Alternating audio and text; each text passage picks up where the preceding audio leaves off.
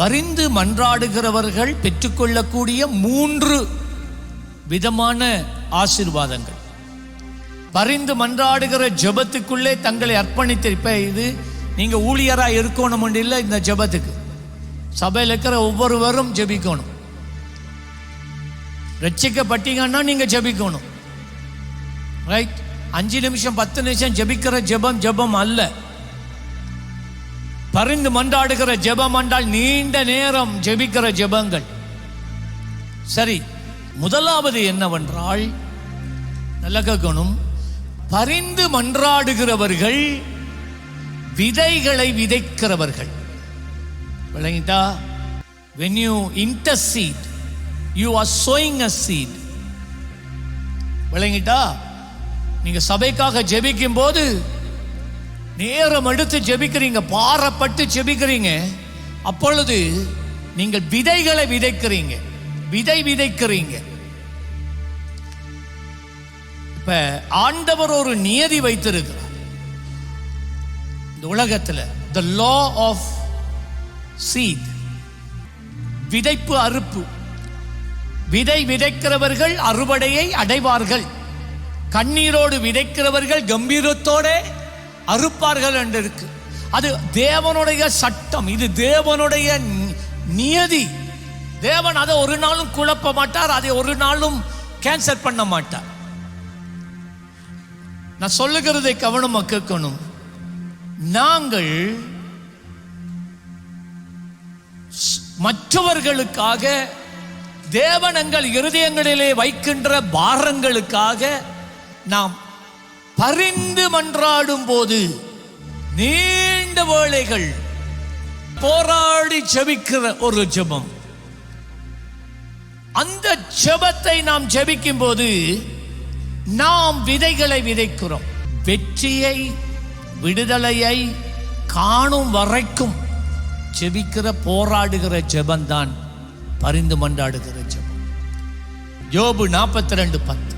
ஜோபு தன் சிநேகிதருக்காக எல்லாம் சொல்லுங்க வேண்டுதல் செய்த போது கர்த்தர் அவன் சிறையிருப்பை மாற்றினார். அடுத்தது பிறகு என்ன சொல்லுகிறது? யோபு முன் இருந்த எல்லாவற்றை பார்க்கிலும் இரத்தத்தனையாக கர்த்தர் அவனை ஆசீர்வதித்தார்.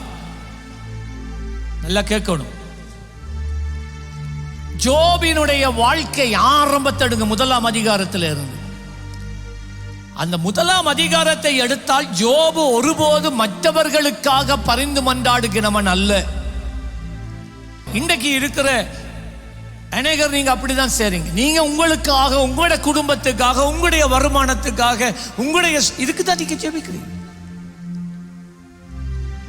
நல்லா கேளுங்க. ஜோபினுடைய வாழ்க்கையில ஆனா நீதிமானாத்தான் இருந்தான், சன்மார்க்கனா இருந்தான், அதை மறக்க கூடாது. ஆனால் ஒரு நாள் பிசாசு வந்தான், எல்லாத்தையும் அழிச்சிட்டு போயிட்டான், முழுதும் போயிட்டு. இப்ப இவருக்கு சுகமும் இல்லாம போயிட்டு. உங்களுக்கு ஜோபுட கதை உங்களுக்கு தெரியும், நல்ல கவனமா கவனிக்கணும் இதுல.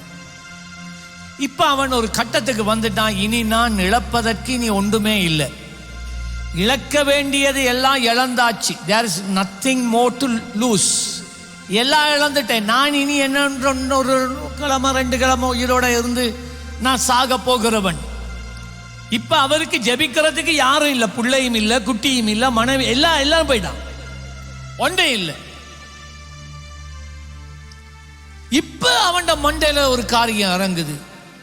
ஒண்டப்பா, நாம இவ்வளவு காலம் செய்தது தவறு, நம்மட ஜெபம் பிள்ளையான ஜெபம், நம்ம எதையும் விதைக்கல, நம்ம எதையும் விதைக்கல. விதைச்சத்தானே அறுவடை இருக்கு. நாம் விதைக்காட்டி அறுவடை இல்லையே. விதைக்காத இடத்துல போயிட்டு நாம பலனை எதிர்பார்க்க முடியாதே. நாம் தேவ ராஜ்யத்துக்கு கண்டு விதைக்காட்டி எப்படி தேவன் நமக்கு பலனை கொடுப்பார்? அவனுடைய வாழ்க்கையில் அவனுடைய மனதில் ஒரு திருப்பம் உண்டாயிற்று. இப்ப அவன் சொல்லுகிறான், இனிமேல் நான் எனக்காக ஜெபிக்கிறதை இந்தோட நான் நிறுத்துகிறேன். கடைசியில் 42ஆம் அதிகாரத்துக்கு வந்தோடனே யோபு அவனுக்கு முன்னாலே இருந்த 3 சிநேகிதருக்காக ஜெபிக்கிறான். இவன் ஜெபிக்க தொடங்கின உடனே இப்ப விதைகளை விதைக்க ஆரம்பிக்கிறான். இப்ப விதைக்கிறான். ஜோபு தன் சிநேகிதருக்காக வேண்டுதல் செய்த போது கர்த்தர் அவன் சிறையிருப்பை ஆசீர்வதித்தது மட்டுமல்ல, முன்னிலும் பார்க்கிலும் இரட்டத்தனையாக சொல்லுங்க, என்னவா? எத்தனது? எப்பொழுது அவனுக்கு இரட்டத்தனையான ஆசீர்வாதம் வந்தது? சிநேகிதருக்காக ஜெபித்தான். அதான் இது எங்களுக்கு ஒரு சத்தியம். நாம் மற்றவர்களுக்காக நாம் ஜெபிக்கும் போது நாம் விதைகளை விதைக்கிறோம். நீண்ட நேரம் ஜெபத்தில் இருக்கிறது அற்பமா எண்ண வேண்டாம். ஜெப கூடிகைகளை அற்பமா எண்ண வேண்டாம். அதான் அப்போஸ்தலனாகிய பவுல் சொல்கிறான், சபை கூடுதலை அற்பமா எண்ணாத. ஏன்டா நீ அங்க விதைக்கிறாய்? நீ சேர்ந்து ஜெபிக்கிற நேரம் நீ விதைக்கிறாய். மற்றவர்களுக்காக ஜெபிக்கும் போது நாம் விதைக்கின்றோம். அல்லேலூயா. யாக்கோபு 5ஆம் அதிகாரம் 13, 14, 15 வசனங்களை பாருங்க. உங்களில் ஒருவன் துன்பப்பட்டால் ஜெபம் பண்ண கடவன். சரிங்களா? நீங்க துன்பப்படுறீங்க. நீங்க துன்பப்படுவதற்கு இன்னொருவர் காரணம். கரெக்ட் தானே? நீங்க துன்பப்பட நீங்க ஒரு நாளும் உங்களை நீங்க துன்பப்படுத்த மாட்டீங்க. துன்பம் எப்பொழுதும் மற்றவர்களால தான் உங்களுக்கு வரும். இப்ப வேதம் சொல்லுது, உங்களில் ஒருவன் துன்பப்பட்டால் என்ன செய்யட்டாம்? என்னதுக்கு ஜெபிக்கட்டாம்? உன்னை துன்பப்படுத்துகிறவனுக்காக ஜெபி. என்ன ஜெபி? அட்டியும் ஆண்டவரே, நொறுக்கும் ஆண்டவரே, அவன் சாகட்டும் ஆண்டவரே, அந்த சாபம் மேல வந்து இறங்கட்டும், அப்படி ஜெபிக்க சொன்னார்? இல்ல. அந்த ஆத்துமா ரட்சிக்கப்பட ஜெபி. அந்த ஆத்துமாவிலே ஒரு திருப்பம் உண்டாக ஜெபி. அதுதான் வேதம் சொல்லுகிறது. உங்களில் ஒருவன் துன்பப்பட்டால் ஜெபம் பண்ண கடவன். உங்களில் ஒருவன் வியாதிப்பட்டால் அவன் சபையின் மூப்பர்களை வரவழைப்பானாக. அவர்கள் கர்த்தருடைய நாமத்தினால் அவனுக்கு எண்ணெய் பூசி அவனுக்காக ஜெபம். எல்லாமே ஜெபந்தான். 15ஆம் வசனம், அப்பொழுது விசுவாசம் உள்ள ஜெபம் பிணியாளியை ரட்சிக்கும், கர்த்தர் அவனை எழுப்புவார், அவன் பாவம் செய்திருந்தால் அது அவனுக்கு மன்னிக்கப்படும். முதலாவது, நாங்கள் பரிந்து மன்றாடுகின்ற போது தேவனுடைய பார்வையிலே நாம் விதைகளை விதைக்கிறோம். இரண்டாவது, நாம் பரிந்து மன்றாடுகிறதினால் நாம் பெற்றுக்கொள்ளக்கூடிய இரண்டாவது ஆசீர்வாதம் என்னண்டா, தேவனுடைய ரகசியங்களை, அதாவது ஒரு பிரதேசத்தை குறித்த ஆண்டவர் மனசுல இருக்கிற ரகசியம், ஒரு மனுஷனை குறித்து இருக்கிற தேவனுடைய இருதயத்தில் இருக்கிற ரகசியம் நல்லா கேட்கணும். விளங்கிட்டா? ஒரு குடும்பத்தின் மேல, குடும்பத்தில் நடக்கிற காரியங்கள் ஒருவேளை வெளியாக்களுக்கு அதை காட்டாம இருக்கலாம், சிரிச்சு கொண்டு நல்லா சந்தோஷமா இருக்கிறது போல காட்டலாம். ஆனா தேவன் எவர்கள் பரிந்து மன்றாடுகிறார்களோ அவர்களுக்கு அந்த குடும்பத்தின் நடுவிலே என்ன நடக்கிறது என்பதை அவருக்குள்ளே பொத்தி காத்து கொண்ட அந்த ரகசியங்களை தேவன் பரிந்து மன்றாடுகிறவர்களுக்கு கொடுப்பார். நான் சொன்னேன், ராக்கால தரிசனமாகிய சொப்பனங்களுக்கூடாக ஆண்டவர் பேசுவார். யாருக்கு ராக்கால தரிசனம் சொப்பனங்களை கொடுப்பார் தெரியுமா? இந்த பரிந்து மன்றாடுகிறவர்கள். அவர்கள் தேவனுடைய சமூகத்தில் இருந்து ஆண்டவரே ஆண்டவரே என்று கதறி கதறி கதறி அப்படியே நித்திரைக்கு போனாலும் அவர்கள் ஆவி தொடர்ந்து ஜெபிச்சு கொண்டிருக்கிறது. தேவன் அதை கவனிக்கிறார். ஆதியாகமம் 18ஆம் அதிகாரம் 17, 18ஆம் வசனத்தில் ஆபிரகாம் எப்பொழுதும் தேவனுடைய சமூகத்தில் வந்து நிற்கிற ஒரு தேவ மனுஷன் தெரியுமா உங்களுக்கு? 17வது வசனத்தில், அப்பொழுது கர்த்தர் ஆபிரகாம் பெரிய பலத்த ஜாதி ஆவதினாலும் அவனுக்குள்ளே, நல்ல கேளுங்க, அவனாலே பூமியில் உள்ள சகல ஜாதிகளும் ஆசீர்வதிக்கப்படுகிறபடினா, நல்ல கேளுங்க, இந்த பரிந்து மன்றாடுறவங்க இருக்கிறாங்களே, அவங்க விதைகளை விதைத்து கொண்டிருக்கிறதினால் அவர்கள் ஆசீர்வாதமாய் இருப்பார்கள். ஆவிக்குரிய ரீதியிலும் செழிப்பார்கள், பொருளாதார ரீதியிலும் செழிப்பார்கள். வேற குறுக்கு வழி கிடையாது. இந்த பரிந்து மன்றாடுகிற ஆவி உங்களுக்குள்ள வரும் என்று சொன்னால் நீங்க அநேகருக்கு ஆசீர்வாதமா இருப்பீங்க. நீங்க ஒரு பெரிய அடர்ந்த மரமா இருப்பீங்க. வேதம் சொல்லுகிறபடி கோட்டான் குஞ்சுகள் வந்து அதிலே கூட்டை கட்டி அங்கே இளைப்பாருமா. அடர்ந்த மரங்கள், அதுல நிறைய பறவைகள் கூடு கட்டி முட்டையிட்டு குஞ்சு பொறிச்சு அது சந்ததியை பெருக்க. எங்க? எந்த நிழலில்? இந்த அடர்ந்த மரத்தில். ஆண்டவர் சொல்றார் தம்முடைய பிள்ளைகளை பார்த்து, நீ ஒரு அடர்ந்த மரமாய் நான் உன்னை மாற்றுவேன், உன் நிமித்தம் அநேகர் ஆசீர்வதிக்கப்படுவார்கள், நீ ஆசீர்வாதமாய் இருப்பாய். ஆபிரகாம் வந்து ஜெபிக்கிறான். எங்க அவன் பார்த்தான்டா, அங்க முன்னுக்கு சோதோம் கொமோரா இருக்கு. சோதோம் கொமோரால யார் இருக்கிறது? அவன் சகோதரன் லோத்து இருக்கிறான். இப்ப ஒரு சம்பவம் நடக்குது. அது என்னண்டா, இந்த சோதோம் கொமோரா என்கின்ற பட்டணம் இன்றைக்கு நம்மளோட உலகம் இருக்கிறது மாதிரி அன்றைக்கு இருந்துச்சு. எல்லா பாவங்களும் அருவருப்பான காரியங்கள் எல்லாம் அந்த பட்டணத்தில் இருந்துச்சு. அதுக்குள்ளதான் இவன் போய் இருக்கிறான். அப்போ ஆண்டவர் சொல்றத நல்லா கேளுங்க. 18ஆம் வசனத்துல, நான் செய்ய போகிறதை ஆபிரகாமுக்கு மறைப்பேனோ. இது தேவனுடைய இருதயத்தில் இருந்த ரகசியம். என்ன ரகசியம்? சோதோம் கொமோராவை அக்கினியின் கந்தகத்தினாலே நான் அழிக்க போறேன். ஆபிரகாமுக்கு ஏன் ஆண்டவர் சொல்லணும்?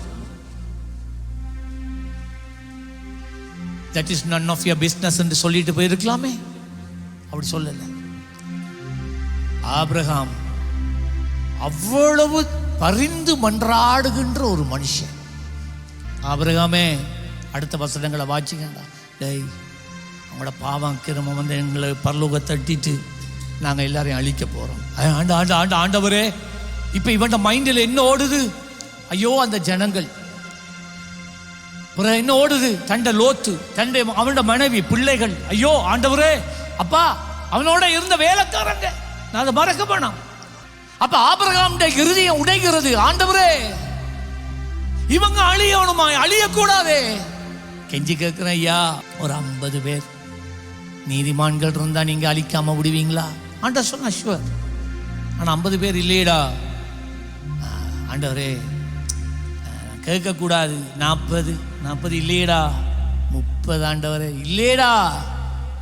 20 ஆண்டவரே இல்லையடா. கடைசியா கேட்கிறான். கடைசியா உண்டு கேட்கிறோம். 10 பேர் ஆண்டவரே இல்லையடா. இல்லையே. 10 பேர் இருந்திருந்தா அந்த பரம அழிவிலே இருந்து சோதோம் கொமோராவை கர்த்தர் காத்திருப்பார். ஆனா ஆபிரகாமின் நிமித்தம், நல்ல மறக்க வேணாம், ஆபிரகாமின் நிமித்தம், அவன் பரிந்து மன்றாடுகிறவனாய் இருந்ததின் நிமித்தம் அவனுடைய சகோதரன் லோத்து, அவனுடைய மனைவி, 3 மகள்மாரை கர்த்தர் ரட்சித்தார். அதுக்குள்ளேயும் லோத்துண்ட பொஞ்சாதி இவ்வளவு உலகத்துப்பே திரும்பி பார்க்காத நேரா போன்னு சொன்ன உடனே திரும்பி பார்த்து அவளை உப்பு தூணாலானா. இது தேவையா உனக்கு? நீ அங்கேயே நெருப்பிலேயே செத்து அழிஞ்சிருக்கலாமே. இவ்வளவு உனக்கு ஒரு சான்ஸ். திருந்த விருப்பம் இல்லை. நல்லா விளங்கிக் கொள்ளுங்க. ஆண்டவர் ஒரு வெளிப்பாட்டை கொடுத்தால் அந்த வெளிப்பாட்டு அது நமக்குள்ள மாத்திரம் இருந்துடணும். 10 பேருக்கு சொல்றவர்களாய் இருந்தால் தேவனுடைய பார்வையில நீங்கள் உண்மையற்றவர்களாய் இருப்பீர்கள். உண்மையற்றவர்களாய் இருப்பதினால் தேவன் உங்களுக்கு திரும்ப வெளிப்பாடுகளை கொடுக்க மாட்டார். நல்லா இதை விளங்கிக் கொள்ளணும்.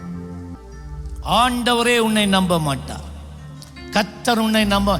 இது எல்லாம் கர்த்தருடைய நியதிகள். வெளிப்பாட்டை பெற்ற நீ இன்று வெளிப்பாடு உனக்கு இல்லை என்றால் காரணம் நீ உண்மையாயிருக்கவில்லை. நம்முடைய ஆண்டவர் சபையில் இருக்கிற எல்லாரையும் நம்புவது இல்லை. நீங்க நினைக்க வேணாம் சபையில் இருக்கிற எல்லாரையும் ஆண்டவர் நம்புகிறார். நோ. இயேசுவின் நாட்கள்ல யோவான் சுவிசேஷத்தில் பார்க்கிறோம், இயேசு நிறைய மனுஷர்கள் அவரோட இருந்த நேரம் அவர்களை நம்பி இணங்காமல், பாத்தீங்களா, நம்பி இணங்கல்ல, அவனுடைய திறமைக்கு தக்கதாக ஒருவனுக்கு 5, ஒருவனுக்கு 2, ஒருவனுக்கு 1 ஆண்டவருக்கு தராதரம் வச்சிருக்கிறார். சபையில எல்லாரையும் ஒரே மாதிரி இல்ல பிரியமானவர்களே, எல்லாரையும் ஒரே மாதிரி அவர் நடத்துறது இல்லை, ஒரே மாதிரி பார்க்கறது இல்லை. நீ கர்த்தருக்கு உண்மையா இருந்தா அதுக்கு தக்கதா கர்த்தர் பலன் அளிப்பார். 3வது,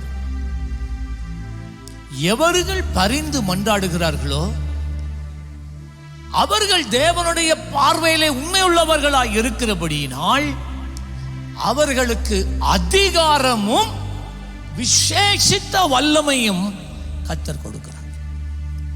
ஆமென். அவங்க போராடுகிறபடியினால், அவர் மற்றவர்களுக்காக வாஞ்சையோட வேண்டுதல் செய்து கொண்டே இருக்கிறபடியினால் என்ன நடக்குதுண்டா, தேவன் அவ்வளவா பிரியப்பட்டு அவர் ஆவிக்குரிய அதிகாரத்தை அவர்கள் மேலே அளவில்லாமல் ஊற்றுகிறார், ஆவிக்குரிய வல்லமை அவர் ஊற்றுகிறார். நான் சொல்லுகிறேன், சாதாரண ஆட்கள் ஜெபிக்கிறதையும் விட பரிந்து மன்றாடுகிறவர்கள் ஜெபிக்கும் போது டைனமைட், பெரிதான உடைவுகள் உண்டாகும், பெரிதான அதிசயங்கள் நடக்கும். சாதாரண ஜெபத்தால் ஆகாதது. அவர்கள் ஒரு ஜெபம் ஜெபிச்சா போச்சு. கர்த்தர் அவ்வளவு மகிமையான காரியங்களை செய்வார். இப்ப நான் ஒரு வசனத்தை காட்ட போறேன், வாசிக்கிறேன்.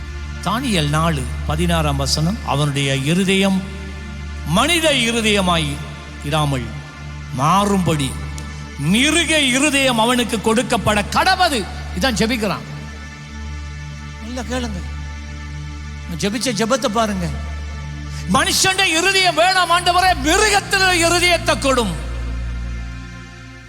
இப்படி இருக்க அவன் மேல் 7 காலங்கள் கடந்து போக வேண்டும்.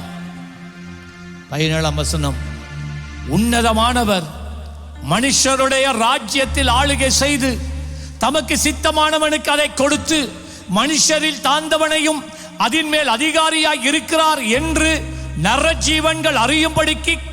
இப்ப நல்லா கேளுங்க, யாரால இது உண்டானது தெரியுமா? நேபுகாத்நேசருக்கு காவலாளரின் தீர்ப்பினால். அல்ல, யாரு? திறப்பின் வாசல்ல இருந்து ஜெபிக்கிறவங்க காவலாளர்கள், தீர்க்கதரிசிகள் காவலாளர்கள், தேவனை நேசித்து தேவனோடு வாழ்ந்தவர்கள் காவலாளர்கள். விளங்கிட்டா? இதை மறக்க கூடாது. யார தீர்ப்பு இது? சொல்லுங்க, திரும்ப சொல்லுங்க. இந்த நேபுகாத்நேசரை எந்த ராஜாவாலும் எந்த அரசாங்கத்தாலும் எந்த எதினாலும் அவனை தொட முடியல. ஆனால் தேவனுடைய ஜனங்களால மட்டும்தான். அது சாதாரண ஜனங்கள் அல்ல, எவர்கள் பரிந்து மன்றாடினார்களோ காவலாளரின் தீர்ப்பினால் இந்த காரியமும். அடுத்தது வாசிங்க, என்னவாம்? வாசிங்களே, என்ன சத்தமா? பரிசுத்தவான்களின் மொழியினால் இந்த விசாரணை தீர்மானிக்கப்பட்டது என்றார். அல்லேலூயா. இதுதான் பரிந்து மன்றாடுகிறவர்களுக்கு கர்த்தர் கொடுக்கிற அதிகாரமும் வல்லமையும். அவங்க ஒன்று பேசினா அது அப்படி ஆகும். தான் ஜெபிக்கிறவனோட போய் முண்டக்கூடாது, ஜெபிக்கிறவனோட போய் முண்டக்கூடாது. ஜெபிக்கிற சபையோட போய் உண்டிடக்கூடாது. தெரியாம வாய் திறந்து சும்மா பேசிடக்கூடாது. ஏனண்டா அவங்க திரும்பி ஏதாவது சொன்ன ஆண்டவரே இப்படி ஆக கடவுது, தங்கச்சி உங்களோட வாழ்க்கை போயிடுச்சு, தம்பி உன் வாழ்க்கை போச்சு. ஆனா யாரு எப்படிப்பட்டவனா இவங்க இருக்கணுமா? பரிந்து மன்றாடுறவங்களா இருக்கணும்.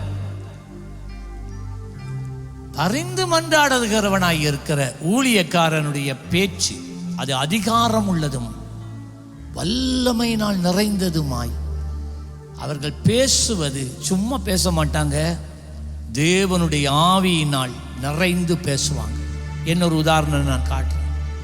எலியா ஒரு காரியம் சொன்னான் ஆகாபை பார்த்து. கிளையாத்தின் குடிகளிலே திஸ்பியனாகிய எலியா ஆகாபை நோக்கி என் வாக்கின்படியே, பாத்தீங்களா பாத்தீங்களா, என் வாக்கின்படியே. யாரால சொல்ல முடியும் என் வாக்கின்படியே? கர்த்தருடைய நாமத்தில் இல்ல, என் வாக்கின்படியே நான் சொல்றேன், என் வாக்கின்படியே. அன்றி இந்த வருஷங்களில் பனியும் மழையும் பெய்யாதிருக்கும் என்று இஸ்ரவேலின் தேவனாகிய கர்த்தருக்கு முன்பதாக நிற்கின்ற நான் சொல்லுகிறேன். ஆண்டவர் சொல்லல, அவன் சொல்றான். நான் சொல்றேன், உங்களுடைய அகங்காரங்கள் உடைய, உடைய பெருமைகள் நீங்க, ஆணவம் முறியடிக்கப்பட, நீ திரும்ப தேவனிடத்தில் திரும்ப நான் கட்டளை இடுகிறேன், நான் பேசுகிறேன், மழை இனிமேல் வருவதில்லை சொல்ல. அவ்வளவுதான். வேறு எந்த ஒரு தீர்க்கதரிசி சொல்லிய மழை வராது. இதுதான் பவர், அந்த டெரிட்டரி, அந்த ஏரி. விளங்குதான் நான் என்ன சொல்றேன்னு? அந்த அதிகாரம் நமக்கு கொடுக்கிறார். இதை விளங்கிக் கொள்ள வேண்டும். நீங்க இதெல்லாம் ஆழமான ஆவிக்குரிய சத்தியங்கள். இப்போ 1 ராஜாக்கள் 19ஆம் அதிகாரம் 41 42. யாரால இவன் அடைச்ச வானத்தை திரும்ப திறக்கலாம்? அவனால மாத்திரம்தான், வேற யாராலும் இல்லை. அவன் சொன்னான் 41 எலியா ஆகாபை நோக்கி நீ போம், போஜனம் பண்ணும், பெருமழையின் இரைச்சல் கேட்கப்படுகிற. நல்லா கேளுங்க, மழை என்ன வரல, இடி முழங்கல்ல, அவன் ஆவியில காண்கின்றான், ஆவியில காண்கின்றான். இதுக்கு முதல் தான் கர்த்தர் அக்கினியை இறக்கி கர்த்தரே தெய்வம் என்று ஜனங்கள் அறிய பண்ணினான். 300 பாகால் தீர்க்கதரிசிகளை கொன்று குவித்தார்கள். இப்ப சொல்றான் மழை வருது, நான் திறந்து விடுவேன், நான் போம், பெருமழையின் இரைச்சலின் சத்தத்தை நான் கேட்கிறேன். எங்கய்யா அவன் கேட்டான்? தன் இருதயத்துல, தன் ஆவியில கேட்கிறான். அவன் ஆவிக்குரிய பரிமாணத்தில் நடக்கிறதை அவன் கண்டான், அவன் கேட்டான். கதைச்சு கொண்டிருக்கக்குள்ளே அவனுக்கு கேட்குது. இந்த நிலைமைக்கு நாங்கள் வர வேண்டும் என்று கர்த்தர் விரும்புகிறார். நீ சொன்னால் ஆகும், ஆகணுமா? பரிந்து மன்றாடுவதற்கு வந்து உட்காரு, அவ்வளவுதான், வேற ரகசியம் கிடையாது. 42. பின்பு போஜனம் போனான். பின்பு எலியா, ராஜா சாப்பிட போயிட்டான். எலியா கர்மேலின் பர்வதத்துக்கு மேல போறான். சிகரத்தின் மேல் ஏறி, நல்ல பாருங்க, தரையிலே பணிந்து தன் முகம் தன் முழங்காலில் பட குனிந்து. இதுதான் பரிந்து மன்றாடுதல், இதுதான் பரிந்து மன்றாடுதல். மலைக்கு மேல ஏறுறான். ஆண்டவரே, உம்முடைய நாமத்தில் நான் சொல்லிட்டேன், வானங்களை திறந்துட்டேன், இப்ப நான் சொன்ன வார்த்தை கிரிய செய்யட்டும். ஜெபிக்கிறான். முதலாம் தரம் பார்க்கிறான், வேலைக்காரன் சொல்றான், பாருடா, ஒன்னும் இல்லையா. 7ஆம் தரம் சொல்றான், இப்ப போய் பாரு. அப்பதான் அவன் சொன்னான், கையளவு மேகம்தான், ஒரு கையளவு மேகம் வருகிறதை நான் காண்கின்றேன். சரி போச்சு, அதுதான் மழை. 3.5 வருஷம் மழை பெய்யல, அவனுடைய வார்த்தையினால.